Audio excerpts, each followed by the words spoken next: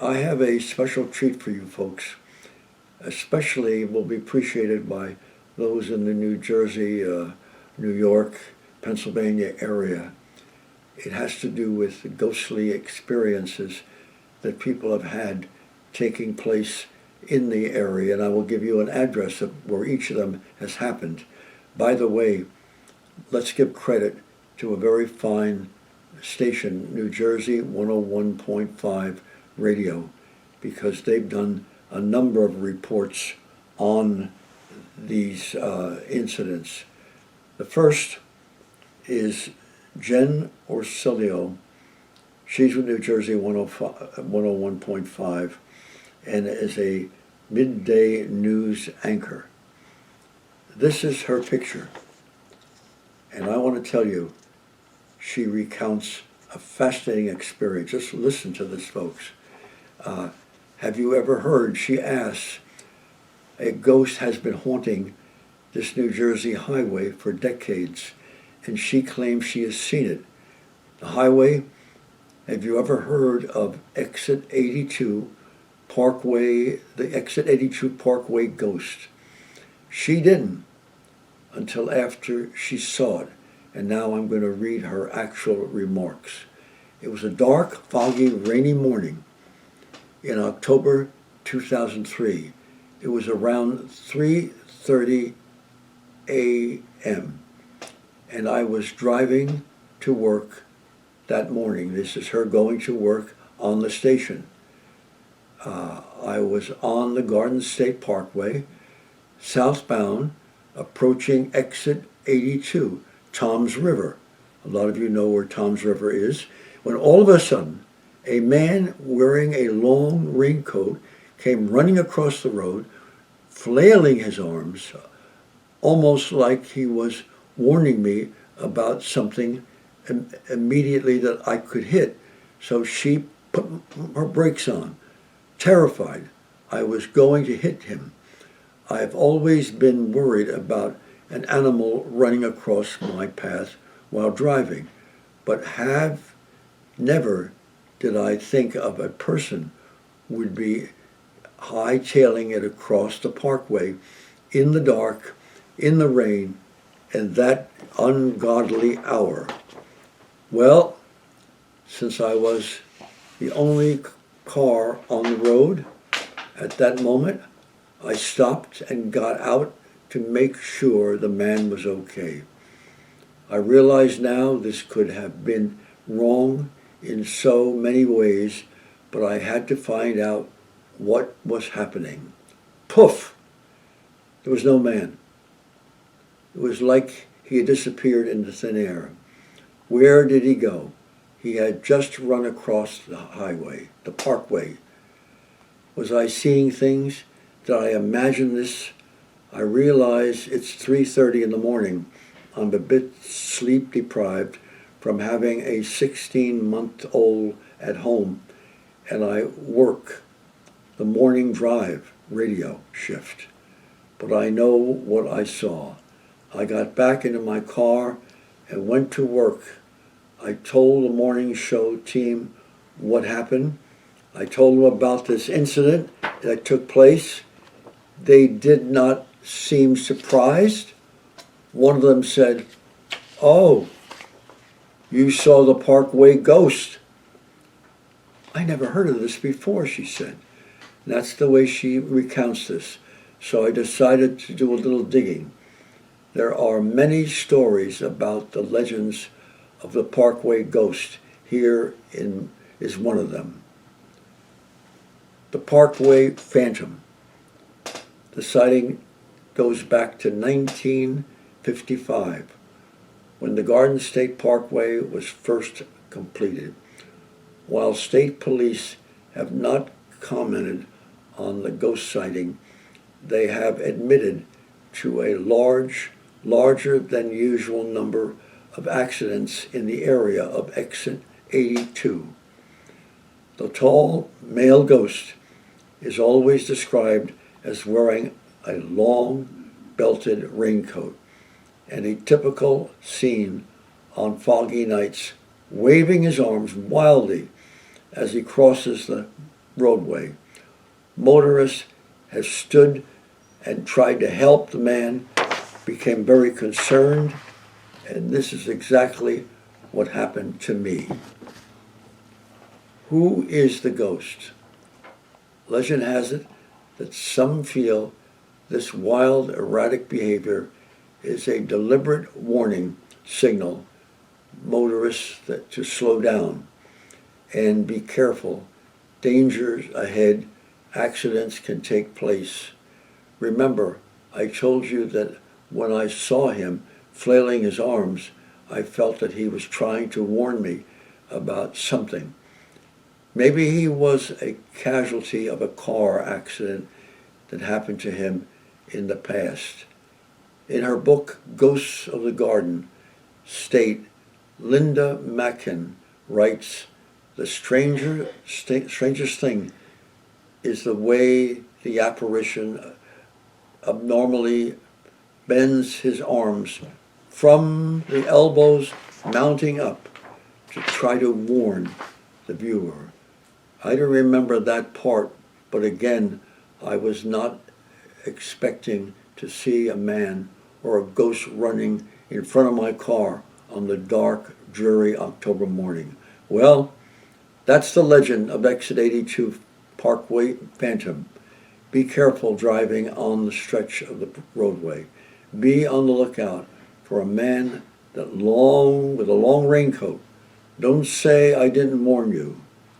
And that's by Jen Ursillo, whom I showed you the picture of earlier. Many restaurants in New Jersey have a rich history and past. Some are still open today and are considered haunted. Take a pen or a pencil and make a note of these. You might want to visit them. While Halloween is the spookiest time of the year, ghosts don't just limit their sightings to October. If you love history, a backstory and a good old-fashioned ghost to keep you company, the next thing to go out to do is to connect and have dinner and check out these 12 most haunted restaurants. They're not all going to be created and mentioned in this segment. I'm going to just mention a few more. And they're restaurants in New Jersey according to New Jersey Haunted House.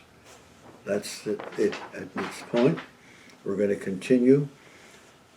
First is the Old Canal Inn, 2nd East Passaic Avenue in Nutley.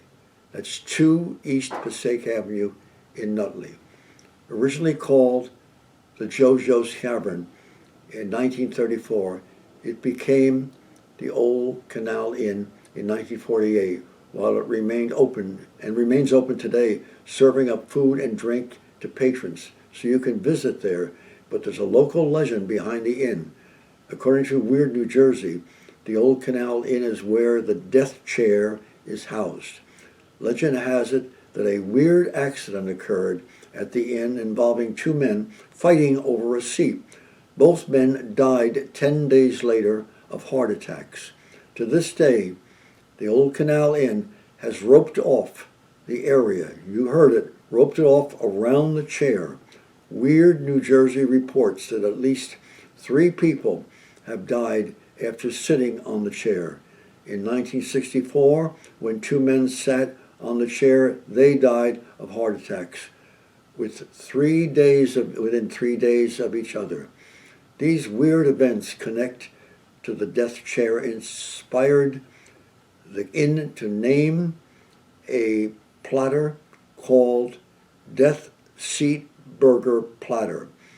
It's only available on special occasions, but it consists of a beer batter, deep fried burger topped with jalapeno, mashed potatoes, and nacho cheddar cheese, accompanied with French fries and, yes, a salad as well. Next place I'm going to mention to you is the Lake House Restaurant. That's at 611 Taylor Road, Newfield. 611 Taylor Road, Newfield. It's the Lake House Inn, formerly known as the Iona Lake Inn. The Lake House restaurant is nestled on the shore of Iona Lakes. It was built in the early 1900s as a popular inn and summer vacation spot. Legend has it that the rooms were rented by the hour and that the inn served as an illegal brothel, and there was a basement located speakeasy during Prohibition. Interesting place. What a history. While there are no official records of gangster Al Capone having frequented the inn, there are many, many colorful stories about his presence there. Some believe the lake house continues to be haunted by the original owners. A lady in black, and that is her garb. According to the stories told by the lake house, a boy named Victor was hired to run the front desk when it was the Iona Lake Inn.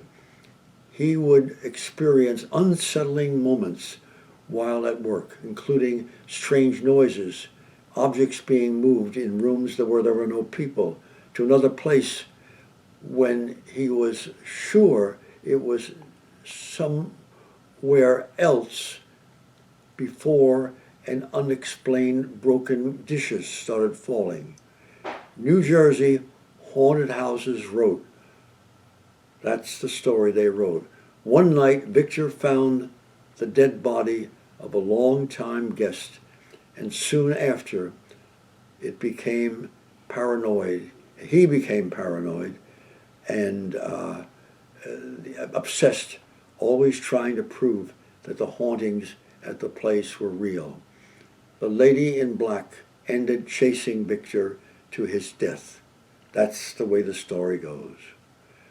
Well, the lake house said it can't guarantee you'll experience any paranoia activity when you visit.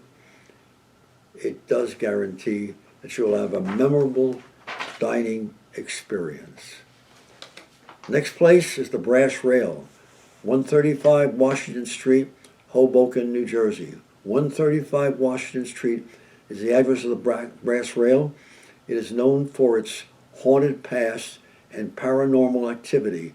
Legend has it that in 1904, a bride tripped at the top of the staircase, breaking her neck and dying. Shortly after her death, the groom hung himself in another room.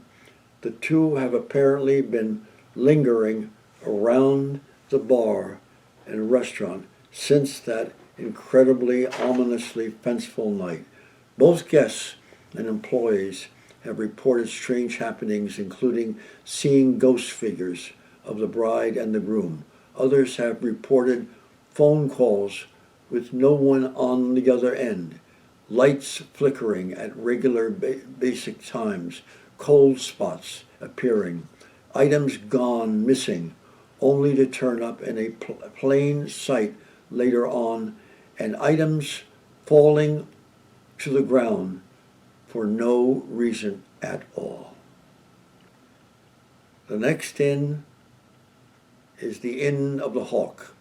That's at 74 South Union Street, Lambertville. 74th South Union Street, Lambertville is where the Inn of the Hawk is. And according to New Jersey Haunted House, the inn was built in the 1860s and is rumored to have some ghosts walking around.